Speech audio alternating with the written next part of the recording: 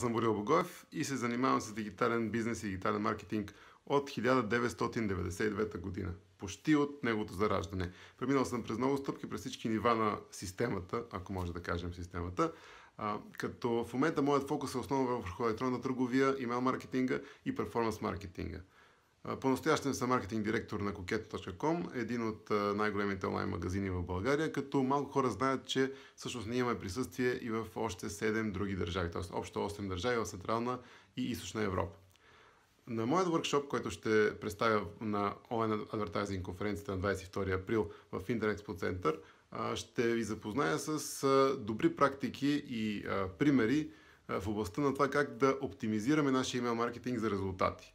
Ще видим как изглежда един занемарен онлайн маркетинг и по-скоро занемарен имейл маркетинг, как можем да идентифицираме слабите точки и болните места в нашия имейл маркетинг и как можем да подобрим с специфични стратегии, които работят на практика в реалния живот, как може да подобрим доставката на имейлите, отваряемостта, конверсията и други важни показатели, които събрани на куп или изграждащи един върху друг постепенно, изграждат и нашия успешен имейл маркетинг, който допринася за бизнеса, който правим онлайн или офлайн, така че да има повече печалби и да се развива в течение на времето.